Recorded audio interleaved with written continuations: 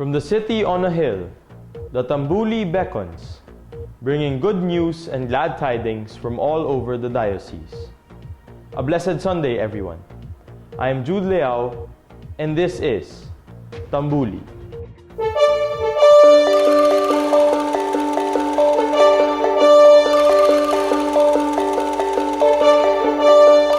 In this edition, the 17th anniversary of the Episcopal ordination of the Bishop of Cubao, Most Reverend Ernesto F. Ongtioco, D.D., was celebrated with the blessing of the houses at St. John Paul II Village in Antipolo City and the Mass at the Immaculate Conception Cathedral of Cubao.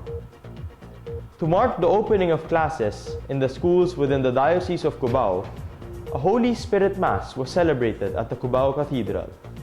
Students and teachers from both public and private schools attended the Eucharistic celebration. And the highly anticipated second encyclical of Pope Francis was released last June 18, 2015 at the Vatican City State.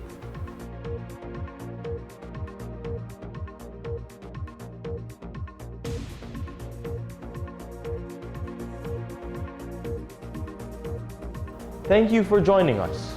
We begin by looking at the blessing and formal turnover of the houses at the St. John Paul II Village in Antipolo City to the first batch of 23 recipients of the Diocese of Cubao's housing project.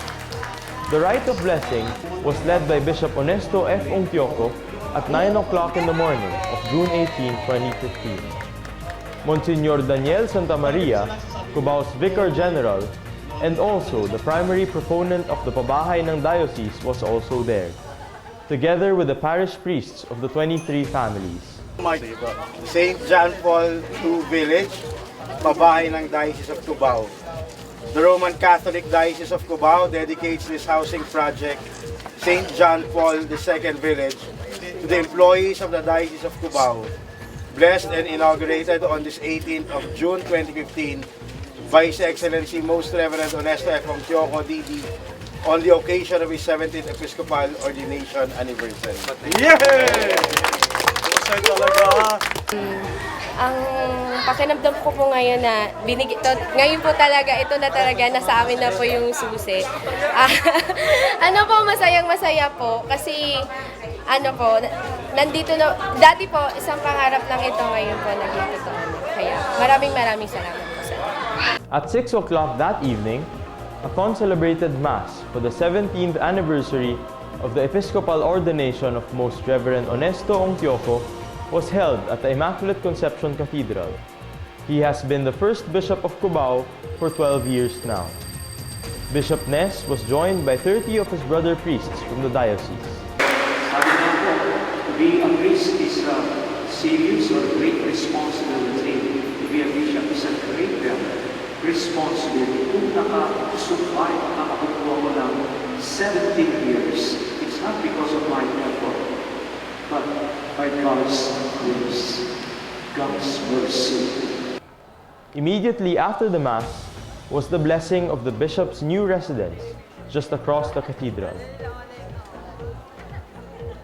First day, foxes and holes, birds of the air have nests, but the Bishop of Cubao has nowhere to lay his head. When we became a diocese in 2003, among the many things we did not have was a house for you. And so we made do with what we had. We fixed the 7th floor to be your residence. Now, almost 12 years as a diocese, we have a house, and we gift it to you as you celebrate your 17th anniversary. It is a small house, but fitting for a bishop. A Holy Spirit Mass was celebrated at 9 in the morning of June 19, 2015 at the Immaculate Conception Cathedral of Cubao. The Eucharistic celebration was officiated by Bishop Ness, together with the Diocese of Cubao Educational System Superintendent, Reverend Father Raymond Are, Catechetical Ministry Director, Reverend Father Jojo Zerudo, Cathedral Rector, Reverend Father Aris Sison, the vicars of the parochial schools of Diocese, and several members of the Cubao clergy. The Mass was attended by 599 students, all representatives from Diocese schools and from public and private schools that are within the ecclesiastical territory of the diocese. Also present in the Mass were 6 supervisors from the Department of Education and 291 principals and teachers.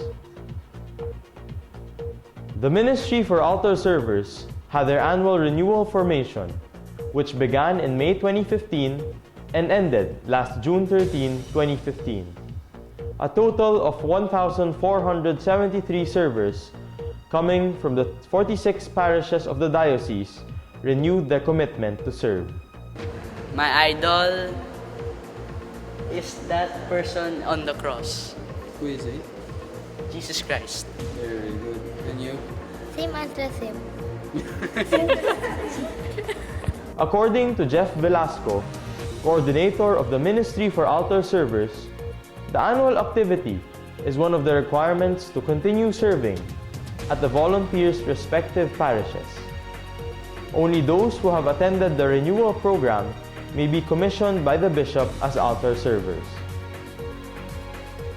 In other news, Laudato Si, the Holy Father's second encyclical, was released last June 18, 2015 in Vatican City. In it, Pope Francis points out that Mother Earth cries out to us because of the harm we have inflicted on her by our irresponsible use and abuse of the goods nature gives us. Pope Francis appeals to all of us to answer to the urgent challenge to protect our common home. Luis Antonio Cardinal Tagle, in a letter, said that Laudato Si is first and foremost a pastoral analysis and appeal in view of the environmental issues we are confronting, and that it is not a scientific treatise on climate change and the environment. Here are the top 10 things you need to know about Pope Francis's Laudato Si, according to Father James Martin of the Society of Jesus.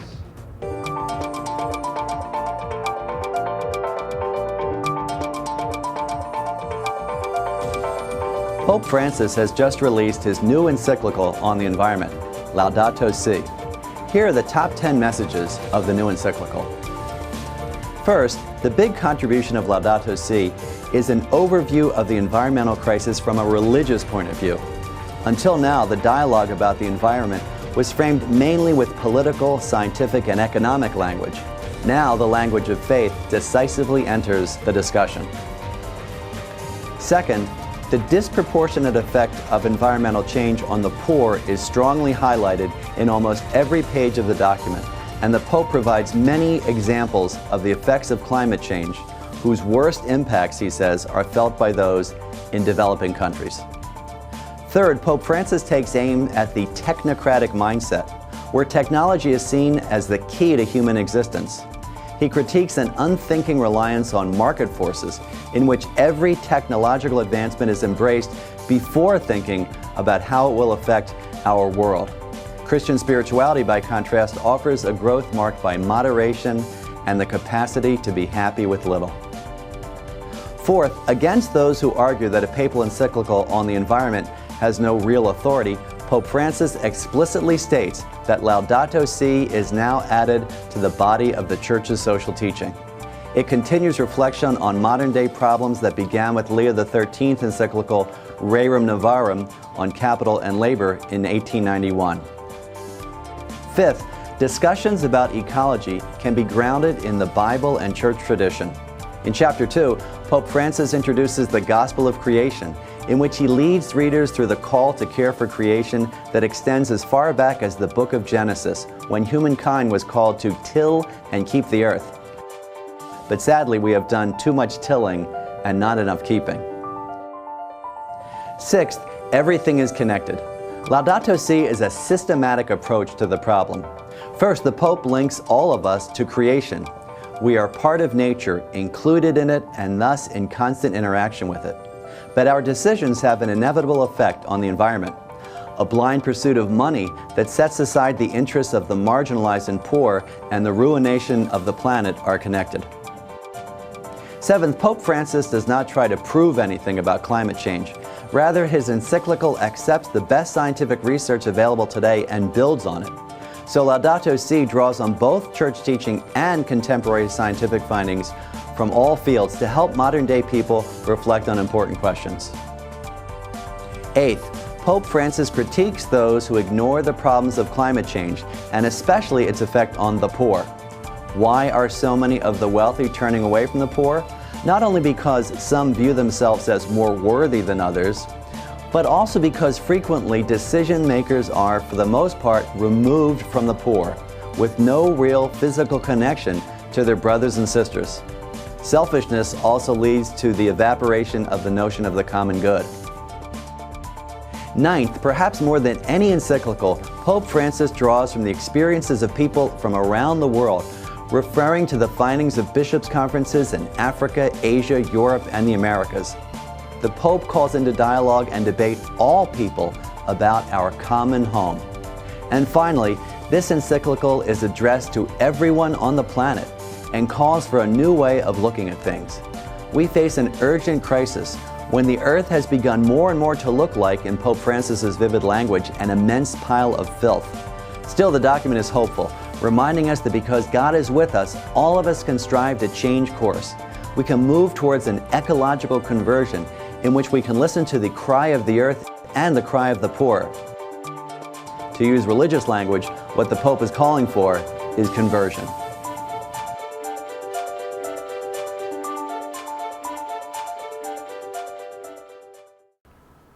To read or download the document, you may visit the Vatican website.